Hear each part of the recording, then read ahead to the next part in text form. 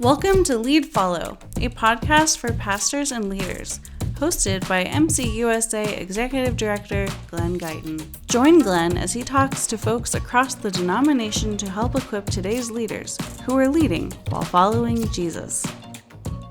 Hello, I'm Glenn Guyton, and during this season of Lead Follow, we'll be exploring ways to engage with youth and young adults from Gen Alpha to Gen Z. Today, I am pleased to welcome Amy Zimbelman, who will be discussing creating space through internships and mentorships. Amy is the conference minister for Mountain States Mennonite Conference.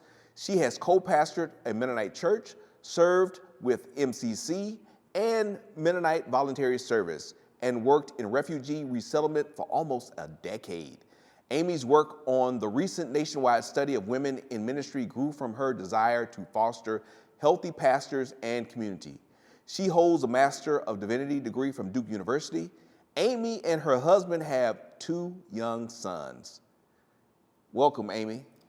Thanks for having me.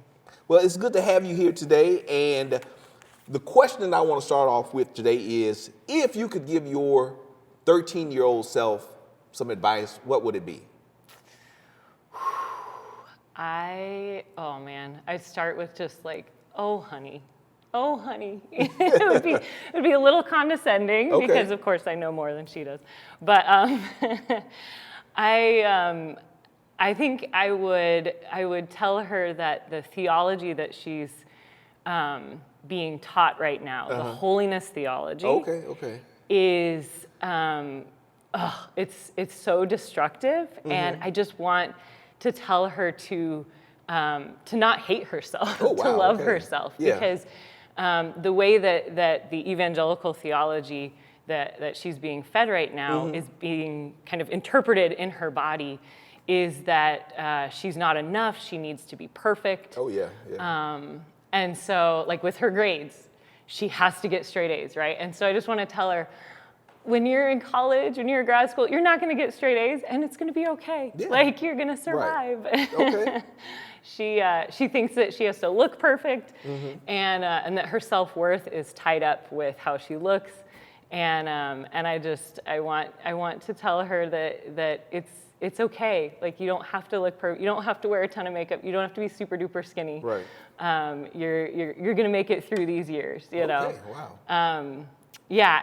And I think what's hard for her is that this perfectionism that she's bought into at 13.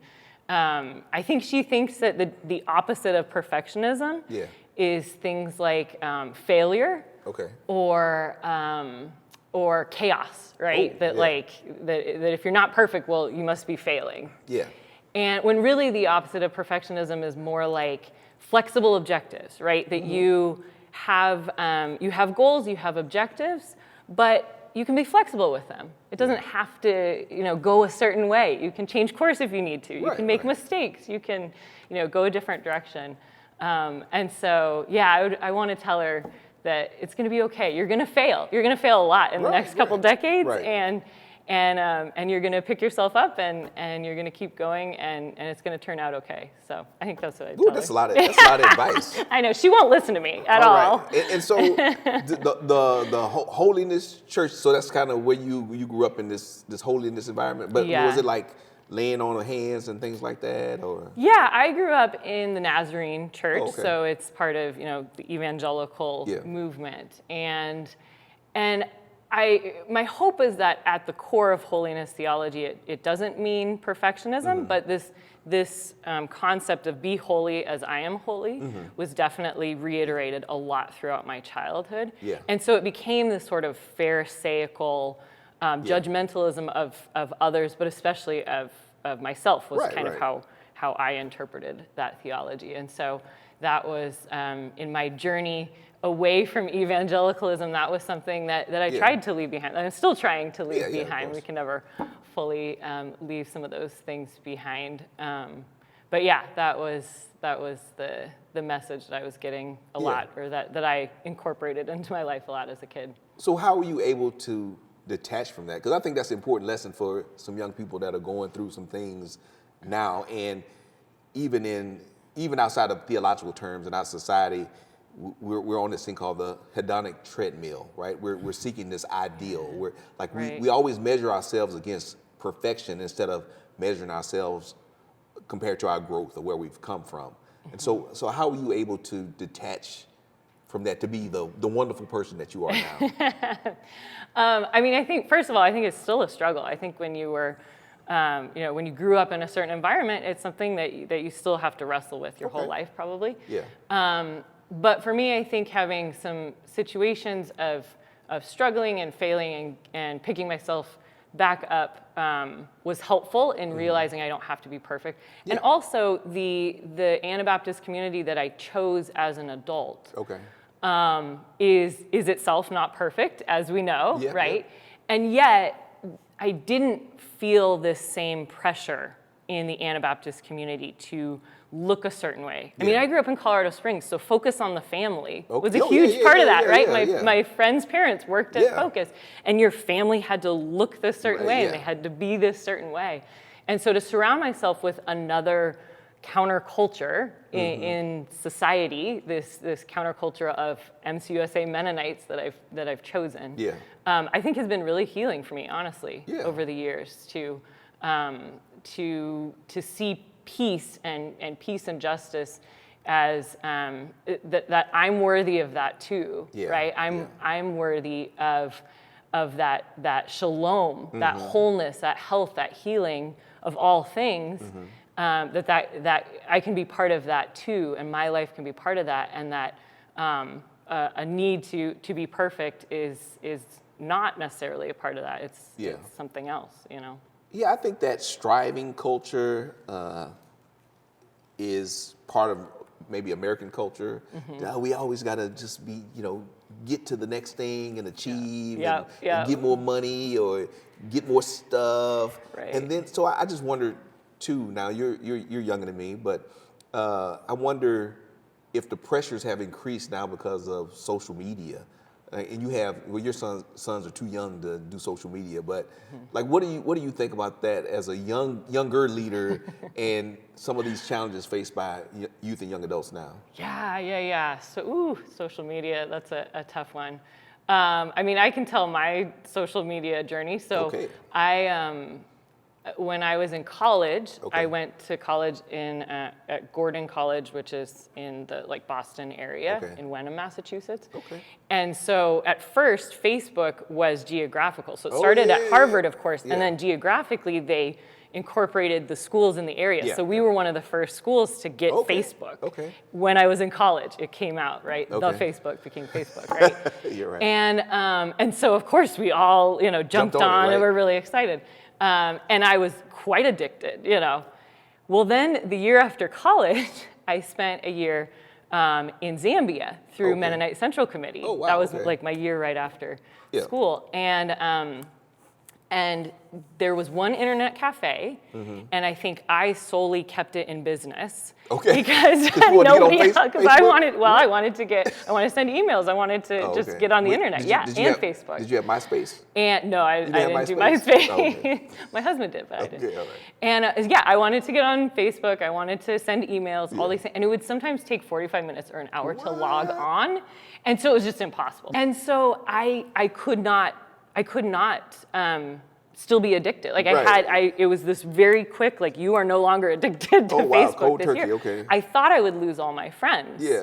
And what happened was my true friends came out of the woodworks and still contacted me when I would send letters. I had a lot of letters up on my wall, would call me, before we had some better ways to call. We didn't have Zoom back then. But would find ways to call me. It was Penny Talk was the cheapest way we found. And so my real friends were still my friends at the end of that year. But I wasn't in touch with everyone. And from then on, I have no longer been reliably on Facebook through the years. And I don't really, the only social media that I do / neglect is a blog. And part of it, I'm a 3 on the Enneagram, so that's part of that achievement, desire, and that comparing.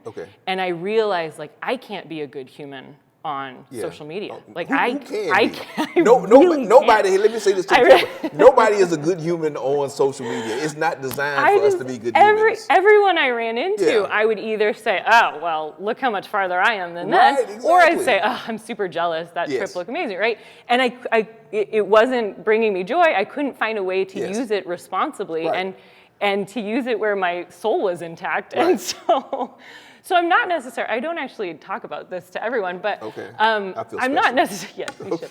I'm not necessarily against it for other people. I just, like, my personal story was, I just can't.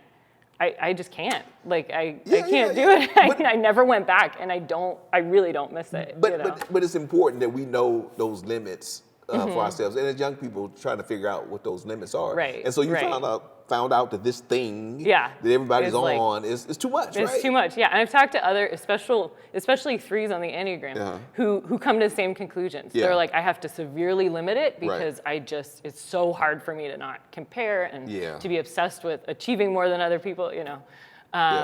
And or they give it up entirely. So there's certain personalities that I think it's even harder for. I think it's hard for everyone to use it well, but I think certain I'm a 7-8 on the Enneagram. Okay. So when I do stuff, if it's funny for me, it's funny. Like that's like 90% of the thing, right? Yeah, like, you like share videos.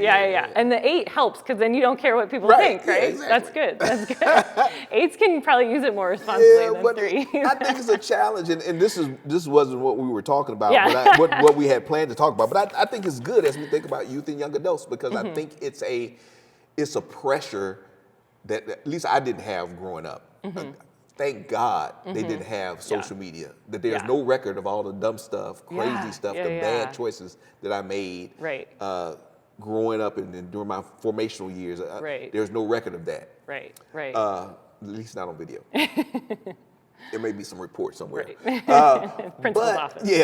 But I think about that now that you look at social media and like you said, kind of just comparing ourselves to other folks and they're on vacation, they're eating the best food. I'll tell you what was harmful to my mental health. Okay. I had to get off a Facebook group. It was Black People's Pound Cake.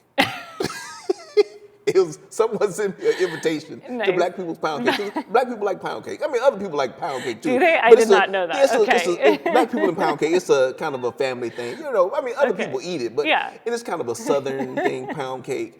And so I was just looking at all these people making pound cakes. And they were, hey, my pound cake's not releasing. Hey, should I use vanilla extract or lemon extract? I'm like, and you're just getting hungrier and hungrier? Well, no, I'm just saying, like, do you all have a family, a community of people that you can ask? Like, I would ask my auntie, my mom, my granddad or something, but you're asking perfectly good strangers about your pound cake that you're making at your house. Like, go knock on your neighbor's door. I was so frustrated that I said, I can't be a part of this group. I can't even do it. Too much pound cake. So that community, like you said, we need real friends. And I know for many young people, the online place is a real place, right?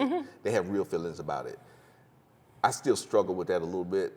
That like, hey, I want people to really, that I have a relationship with, that I can see, touch, and they'll write me a letter or something like that. So I don't know, it's kind of a... Yeah. I mean, my hope is that if people find community in virtual spaces, that this isn't replacing investing in relationships where if you need to go to the hospital, somebody can be there for you. You know, someone can drive you. Especially young people if they're not married or you know, that there are actually people you could cry with if you need to cry. Yes. Who could hold your hand, and that's not going to happen. You know, online, through a screen. Right. No, it's not. It's not. It's just that's the truth. And so So I mean, I think that kind of connects us to thinking about mentorships and internships and places where we can have these physical connections. And I know that you all have a Future Anabaptist Leaders Program in your conference. Tell me a little bit about that and maybe what was the motivation for starting that?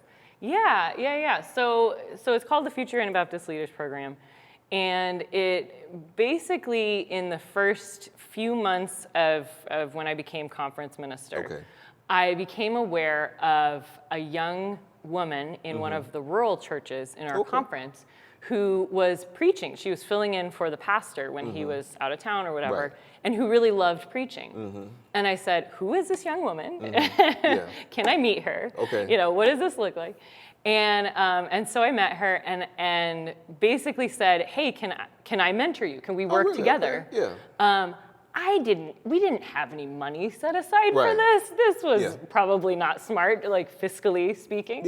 But I saw an opportunity. I saw somebody who had these interests. And so over that summer, like my first summer as a conference minister, then I was kind of her mentor alongside her local church's pastor. And so we basically started a program with her as the pilot person. And she was not only interested in preaching, she was interested in art, and she was interested in activism. So we connected her with Raw Tools, which is based in Colorado Springs. And so she did some beautiful art of a gun and then the rose coming out of it that they used for T-shirts and for posters and things, and some other art as well. And then to raise money for the program so that she didn't have to, we could pay for her mileage and things. We actually sold some prints of her artwork. Oh, that's nice. So that was cool. And then she was able to guest preach and learn more about preaching, and just connect with me, connect more with the entire conference, with people who had similar interests as she did. And so that was kind of our first person, and then the next intern we had was for a full school year. So we were open to either summer or school year. And she was a professional farmer. She is a professional farmer. And so she looked at what does my faith have to do with my farming, with my day job, with the environment, right? And so we read Norman Wurzba together. We read Wendell Berry together. And she actually led a book study for the whole conference, where she looked at food and faith and our food systems and organic and all these things. And she could do it as long as we were done by lambing, like the time that the sheep were giving birth to lambs. She needed to be done by then, the lambing season, the lambing in the spring.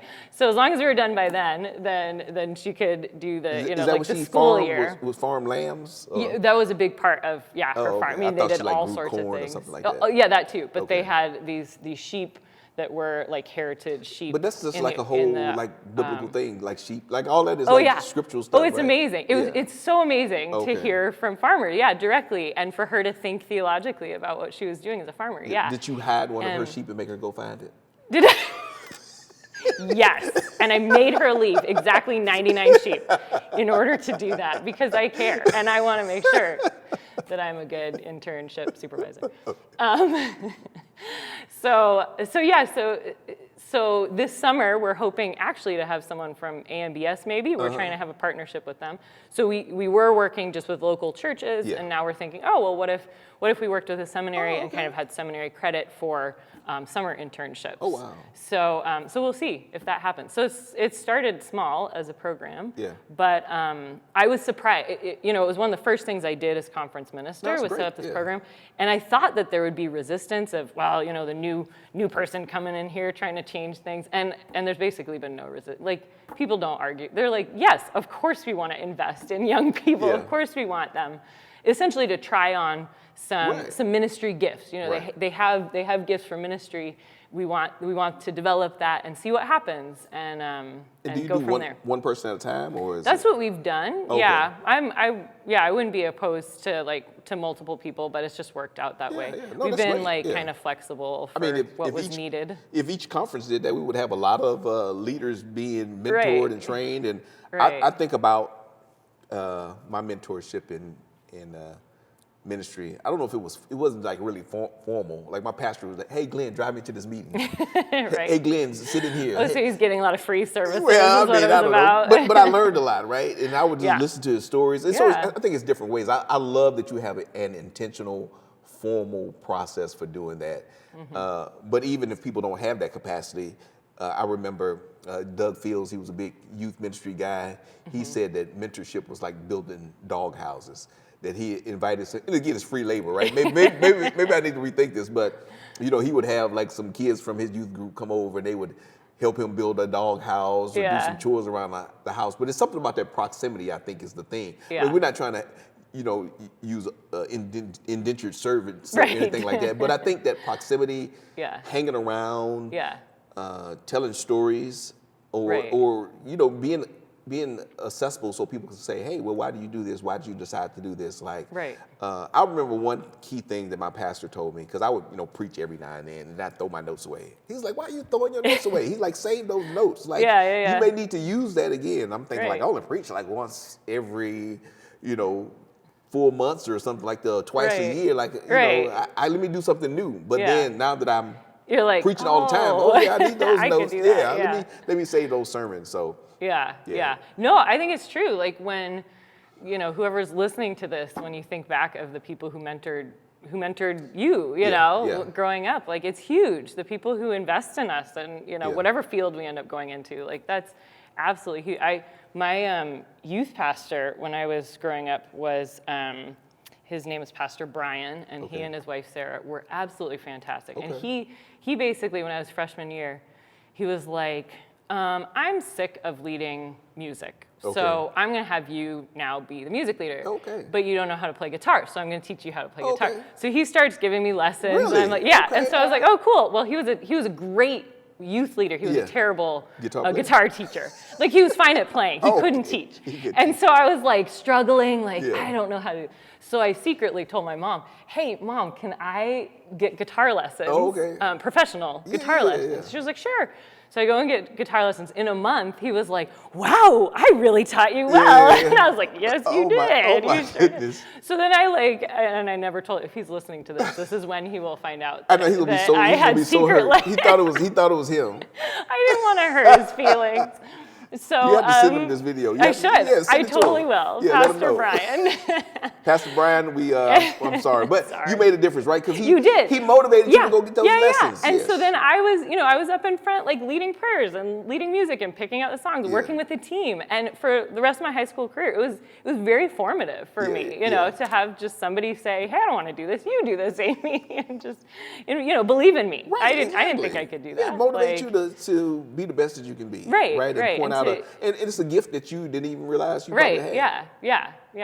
So are you like is it classical guitar? No. What are you better at? It's just no. Cowboy chords. My main connections to guitars now. I do like playing for fun, but I'm not like hardcore. Is that my husband is a luthier. He builds guitars and he repairs guitars. That's his day job is repairing guitars. So I'll walk downstairs and he'll be like in our main living room, like with some customer who's coming with all these cool, with a guitar he just fixed. So there's a lot of guitar music in my home. What? It's fun. Talk to your husband. Okay, you should. I mean, I play a little guitar. Yeah, next time you're in Colorado. I have 4 guitars at the house. Okay. I'm not that good of a guitar player, but I do have 4 guitars. 2 acoustic, 2 electric. So, nice. He could fix them if you're ever in Colorado. Yeah, I'll bring you next time I come. Wow. And so now as we think about conferences and if they want to establish a program like this, because we're challenging the conferences. You came in and you did this as a brand new conference leader. So these other conferences need to get on the ball, right? They need to step up their game. Oh yeah, is that what we conferences, step up your game. We want to reach out to these young people. Yeah. So even if you don't have sheep around or farms or anything like this, what are some practical steps that conferences and maybe even congregations can do to start like a mentorship program? Yeah. Well, I will start by saying, please don't pit me against the other conferences. I love the other conferences. And actually, there are a lot lot of amazing things going on in different conferences, and so I don't want to sound like we have it all figured out. It's not a competition. Yes. It's not a competition. Although sometimes I act like it is, but it's not.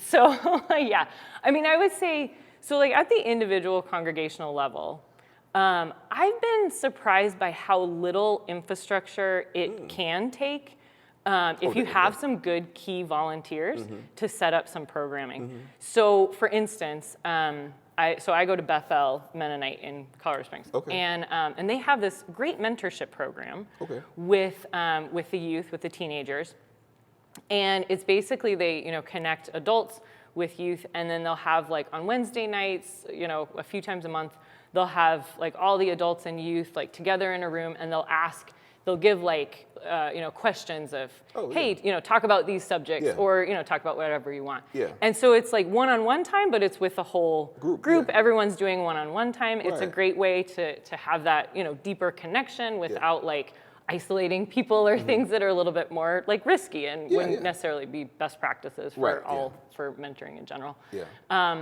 And it's great if you have a youth leader, but even if you have a volunteer who's committed or a team of volunteers, you can have programs like that that you're connecting, mentors and young people.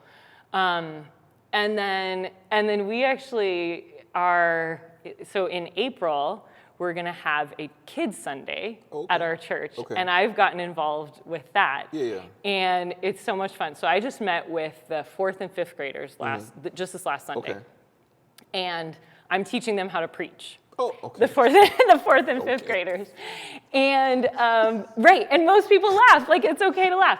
However, it's amazing how so first of all, I asked them, what is preaching? Yeah. How is it different than an inspirational talk? What's preaching?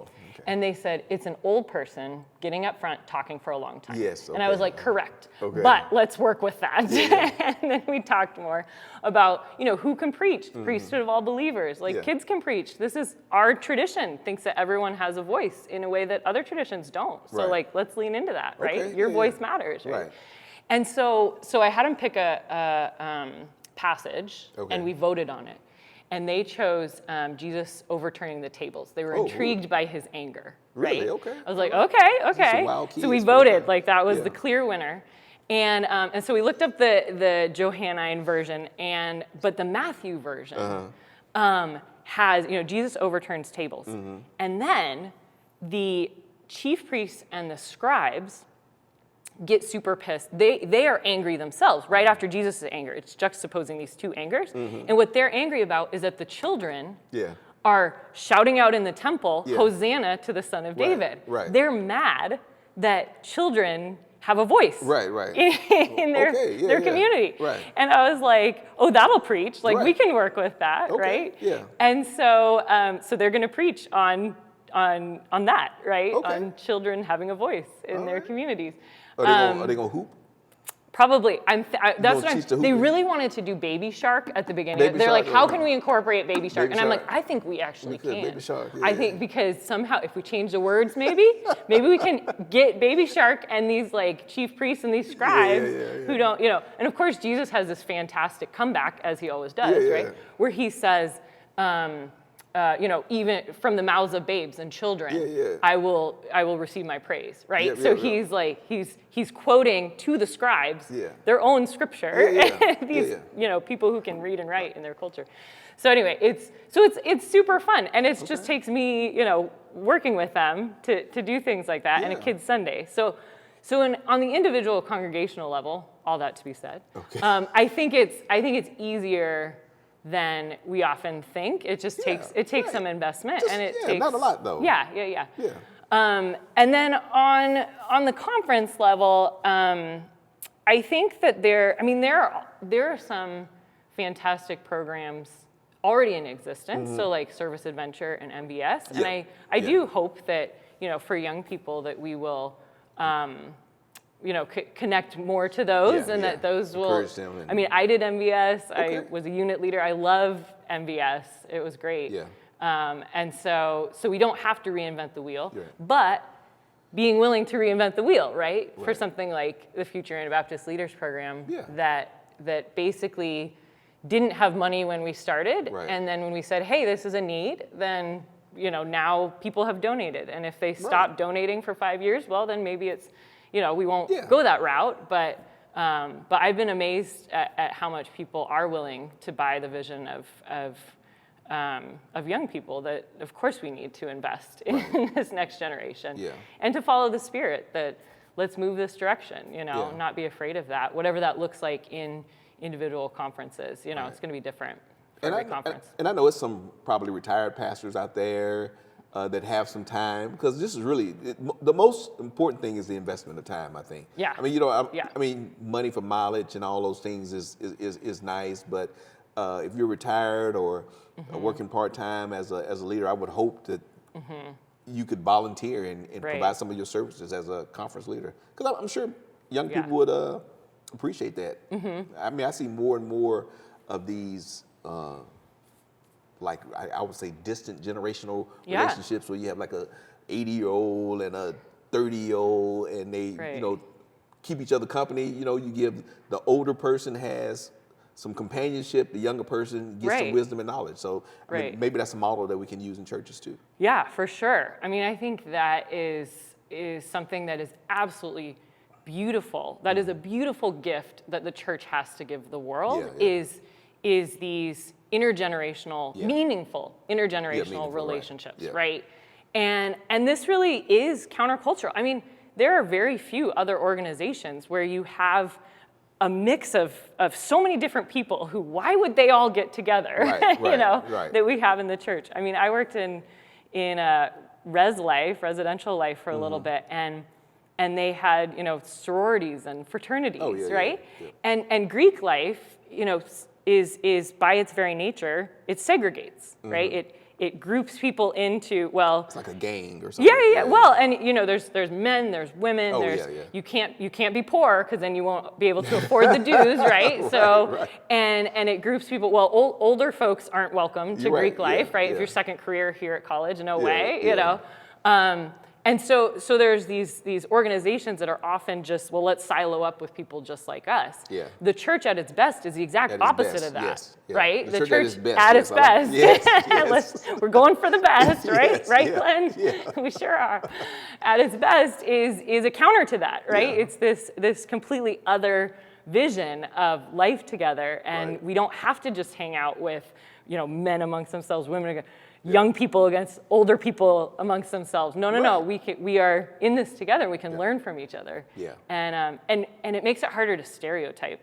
I've noticed that too, because I feel like ageism is one of those last holdouts of people feeling like they can fully negatively stereotype. Have you noticed that? Like we can talk about people being too old or too young. Yeah. Like I've been in meetings where people are like, millennials are the worst. And I'm like, I'm an elder millennial, I'm right here. You just said that about me, right? And in a way that we would never say, women are the worst, people of color. Like we would never, in those same circles, those same meetings, you would never say that in those sorts of meetings, church meetings in MCUSA. I'm not going to speak for everyone. For MCUSA churches, those same folks would never say those sorts of negative stereotypes, right? About other groups. Right, but with age, we can say it. Oh, the baby boomers, boomer, right? Like we say these really negative things. Right. I mean, nobody cares about Gen X. Are you Gen X? I am Gen X. Look at that. No, see, it's me. My husband's Gen X. So, okay. It's rough. But like baby boomers and millennials, they're so hard on each other. Yeah, it's basically just age, right? Like when the baby boomers were young, their parents said the same thing. Them. We do that. And it's like, they're so soft. Right. They're so soft. We had to ride a horse. They want to ride a Model T. We walked to school uphill both ways with nails on our feet. Yeah, exactly. Well, thank you so much for your time and for your input to this. And I am just excited about the program that you have and that you've taken the time. I think what you shared with us today is that it doesn't take a lot to get started. I mean, you all are working with one young person at a time, and I think that's great, right? If we all did just a little bit, so hopefully this is an inspiration for other leaders out there, and I know other conferences are doing great things, and you also mentioned some of the programs that we already have in place, so we don't have to reinvent the wheel. There are a lot of good things with our camps, our service opportunities through missions. So take advantage of all of those things if you are watching this podcast. So thank you so much, Amy, for joining me today. Yeah, thank you, Glenn. This was an honor. All right. So for the latest news and events from Mennonite Church USA, please subscribe to Peacemail, our weekly email newsletter at MennoniteUSA.org/peacemail. We also ask that you prayerfully consider supporting the ongoing work of Mennonite Church USA's ministry at MennoniteUSA.org/give. Thank you so much.